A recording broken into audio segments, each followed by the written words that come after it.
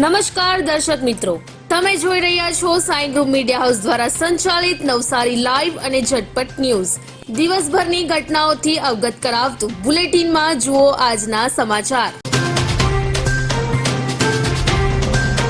નવસારી જિલ્લાના વાંસદા તાલુકાની ઘટના. વાંસદા તાલુકાના અંતરિયાળ એવા અકલાચ ગામની નાનીબા કન્યા આશ્રમ શાળામાં ફૂડ પોઈઝનિંગનો કેસ નોંધાયા. કન્યા શાળામાં અભ્યાસ કરતી 60 છાત્રાઓને અસર જોવા મળી. આ 60 છાત્રાઓને સ્થળ પર સારવાર આપવામાં આવી. 4ની તબિયત વધુ બગડતા વાંસદાની કોટેજ હોસ્પિટલમાં સારવાર અર્થે ખસેડવામાં આવ્યા.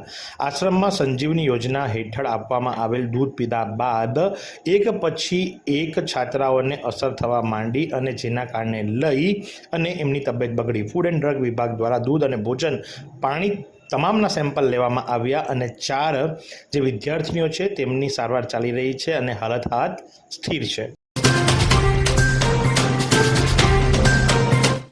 નવસારી શહેરમાં કપિરાજ દેખાતા ભયનો માહોલ સર્જાયો. શહેરમાં કપિરાજ અવારનવાર લોકોને પજવતા હોવાની વાતો પણ મળી હતી, પણ જોકે ત્યારબાદ પિક્ચર સ્પષ્ટ થતાં ખબર પડી કે કપિરાજને શ્વાન દ્વારા બચકું ભરવામાં આવ્યું હતું અને જેના કારણે લઈ એમની તબિયત લથડી હતી અને તબિયત લથડવાના કારણે બાપુનગર સ્થિત ઇટાળવા મેઇન રોડ પર એક વૃક્ષ પર એમણે આશરો લીધો હતો. ફાયરની ટીમે ખૂબ જ જહેમત બાદ કપિરાજને પકડવામાં સફળતા હાથ ધરી હતી. જોકે એક ક્ષણ દરમિયાન વન વિભાગ, આરએફઓ સહિતના અધિકારીઓ પણ ત્યાં પહોંચ્યા હતા.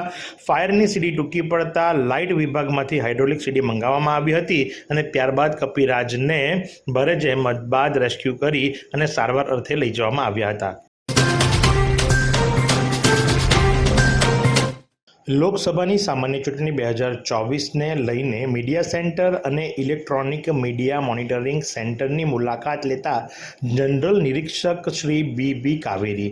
વાત જો કરવામાં આવે તો લોકસભા સામાન્ય ચૂંટણી અંતર્ગત આજરોજ 25 નવસારી સંસદીય મત વિસ્તાર માટે નિમાયેલ જનરલ નિરીક્ષક શ્રીમતી બી કાવેરીએ નવસારી જિલ્લા કલેક્ટર કચેરી ખાતે કાર્યરત મીડિયા સેન્ટર અને ઇલેક્ટ્રોનિક મીડિયા મોનિટરિંગ સેન્ટરની મુલાકાત લઈ પ્રિન્ટ અને ઇલેક્ટ્રોનિક મીડિયા મોનિટરિંગ થઈ રહેલી કામગીરીની વિગતો મેળવી અને જરૂરી સૂચનાઓ આપી હતી. ગરમીમાં થઈ રહેલા સતત વધારાને લઈ નવસારીની પ્રાથમિક શાળાઓનો સમય બદલવામાં આવ્યો. જિલ્લા પંચાયત હસ્તક પ્રાથમિક શાળાઓ હવે સવારે 7 થી બપોરે 12 વાગ્યા સુધી ચાલશે. નવસારી જિલ્લામાં તાપમાનમાં સતત વધારો જોવા મળી રહ્યો છે. છેલ્લા એક અઠવાડિયાથી તાપમાન 38 ડિગ્રીથી લઈને 42 ડિગ્રી સુધી પહોંચ્યું છે, જેથી હીટસ્ટ્રોકની ફરિયાદોમાં વધારો થયો છે. શાળામાં અભ્યાસ કરતા વિદ્યાર્થીઓ આ તાપનો ભોગ ન બને તે માટે નવસારી જિલ્લા પંચાયત દ્વારા શાળાના સમયમાં ફેરફાર કરી બાળકોને ગરમીમાંથી રાહત આપી છે. પ્રિય ગ્રાહક મિત્રો, શું તમે એસકે કન્સલ્ટન્સી દ્વારા એમના ગ્રાહકોને અપાતા સંપૂર્ણ સુરક્ષાના કોન્સેપ્ટ વિશે જાણો છો? નહીં? તો આવો જાણીએ. સંપૂર્ણ સુરક્ષાનું સર્વપ્રથમ પાસું છે ટર્મ પ્લાન. ટર્મ પ્લાન તમારા જીવન મૂલ્યને જોખમ સામે વીમાના રૂપમાં રક્ષણ આપતું એક માધ્યમ છે, જે તમને તમારી આજને માનસિક શાંતિ અને આવનારી કાલને તમારી ગેરહાજરીમાં પરિવારને આર્થિક મદદરૂપ થનારું સાધન છે. બીજું પાસું છે મેડિક્લેમ. ઓચિંતી માંદગી ક્યારેય બતાવીને નથી આવતી, પણ જ્યારે પણ આવે છે ત્યારે આર્થિકપણે ખૂબ જ દુઃખદ હોય છે જો આપણે પૂરતો સ્વાસ્થ્ય વીમો લીધો ના હોય તો. અને ત્રીજા પાસાની વાત કરીએ તો ત્રીજું પાસું છે અકસ્માત વીમો. અકસ્માત હંમેશા અચાનક જ થાય છે અને જો એના લીધે કોઈ આજીવન અપંગતાનો સામનો કરવો પડે ત્યારે પૂરતો અકસ્માત વીમો આવનારા જીવનને આર્થિકપણે ખૂબ જ સરળ બનાવી દે છે. આ સિવાય તમે ક્રિટિકલ ઇલનેસ અને હોમ ઇન્સ્યોરન્સ પણ સમજી અને લઈ શકો છો. એસકે કન્સલ્ટન્સીના માર્ગદર્શન હેઠળ અને આ જોખમો સામે રક્ષણ પ્રાપ્ત કરી શકો છો. હવે રોકાણની વાત કરીએ તો મોંઘવારી કરતાં વધુ વળતર મેળવવા અને ખૂબ જ ઓછા રિસ્ક સાથે મહત્તમ રિટર્ન્સ મેળવવા માટે એસઆઈપી થકી મ્યુચ્યુઅલ ફંડ્સમાં રોકાણ કરી શકાય છે. 10,000 રૂપિયાની દર મહિને એસઆઈપી કરી 13% અપેક્ષિત વળતર તમને મળે. 5 વર્ષે 10 લાખ, 10 વર્ષે 25 લાખ, 15 વર્ષે 50 લાખ અને 20 વર્ષે 1 કરોડ જેટલા રૂપિયા તમે ભેગા કરી શકો છો. અને આ બધું જ થઈ શકે છે ઘર બેઠા. એસકે કન્સલ્ટન્સીના માર્ગદર્શન સાથે. તો આજે જ એસકે કન્સલ્ટન્સીના સોના પરમાર અને કમલેશ પરમારનો સંપર્ક કરો અને આ બધા જ પાસાઓ વિશે જાણો, સમજો અને ઉચિત નિર્ણય લઈને તમારા નાણાકીય જીવનને સંપૂર્ણપણે સુરક્ષિત કરો. તો સરનામું નોંધી લો. એસકે કન્સલ્ટન્સી, ચીમનાભાઈ ચોક, જૂનો વાંદરી મહોલ્લો, શક્તિ ફાફડાવાળાની લાઇનમાં, મહિલા પ્લાસ્ટિકની સામેની ગલીમાં, નવસારી. અને વધુ માહિતી માટે સ્ક્રીન પર દેખાતા નંબર પર સંપર્ક કરો.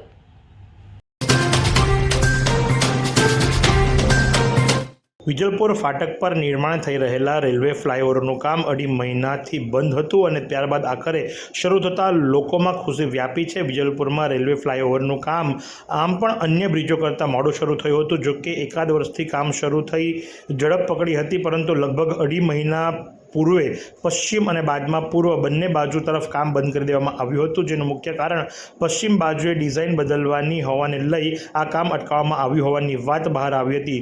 જોકે 2 દિવસથી પશ્ચિમ બાજુએ કામ શરૂ થતાં લોકોને રાહત થઈ છે અને જલ્દીથી બ્રિજ બની જતાં લોકો માટે ખુલ્લું મુકાશે તેની લોકો હવે રાહ જોઈ રહ્યા છે. નવસારી લોકસભા બેઠક પર ચિત્ર સ્પષ્ટ. 14 ઉમેદવારો વચ્ચે જંગ. ફોર્મ ખેંચવાના અંતિમ દિવસે અપક્ષના 4 તેમજ રાષ્ટ્રીય બહુજન કોંગ્રેસ પાર્ટીના ઉમેદવારે ફોર્મ પરત ખેંચતા હવે 14 ઉમેદવારો મેદાને રહ્યા. લોકસભાની ચૂંટણીને લઈને આજે ફોર્મ ખેંચવાનો છેલ્લો દિવસ હતો.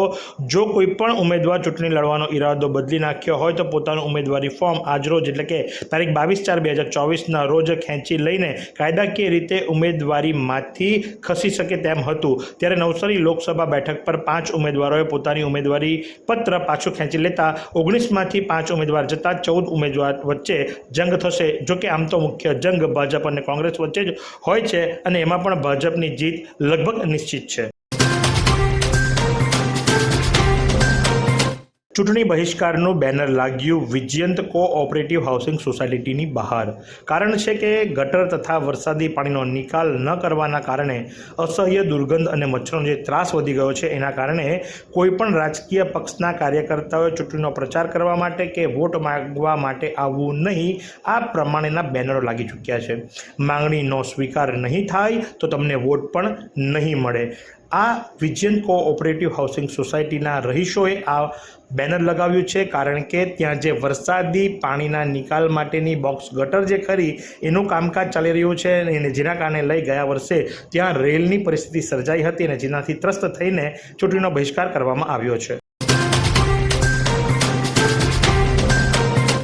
જો આજના હવામાનની વાત કરવામાં આવે તો આજનું મહત્તમ તાપમાન 37 ડિગ્રી સેન્ટીગ્રેડ તો લઘુત્તમ તાપમાન 24.5 ડિગ્રી સેન્ટીગ્રેડ નોંધવા પામ્યું હતું. ભેજની વાત કરવામાં આવે તો સવાર દરમિયાન હવામાં ભેજનું પ્રમાણ 80%, તો સાંજ દરમિયાન 32% રહેવા પામ્યું હતું. પવનની ગતિની જો વાત કરવામાં આવે તો 2 કિલોમીટર પ્રતિ કલાકની ઝડપથી પવન ફૂંકાઈ રહ્યો હતો અને પવનની દિશા જે ખરી એ નોર્થથી વેસ્ટ તરફની હતી. શું તમે મોબાઈલ અને ઇલેક્ટ્રોનિક્સ આઇટમ ખરીદવા માંગો છો? તો આજે જ પહોંચી જાઓ ઉમિયા મોબાઈલ, કે જ્યાં તમને દરેક કંપનીના તમામ મોડેલોના મોબાઈલ હાજર સ્ટોકમાં મળી રહેશે. સાથે જ તમને ઇલેક્ટ્રોનિક્સ આઇટમ્સ જેવી કે AC, LED TV, fridge, air cooler, speaker, headphone, mini પંખા તેમજ અન્ય ઇલેક્ટ્રોનિક્સ એસેસરીઓ પણ ઉપલબ્ધ છે. તો આજે જ સંપર્ક કરો ઉમિયા મોબાઈલ. સરનામું નોંધી લો. Umiya mobile, Ganesh Shishudra road, Navsari. અને વધુ માહિતી માટે સ્ક્રીન પર દેખાતા નંબર પર સંપર્ક કરો.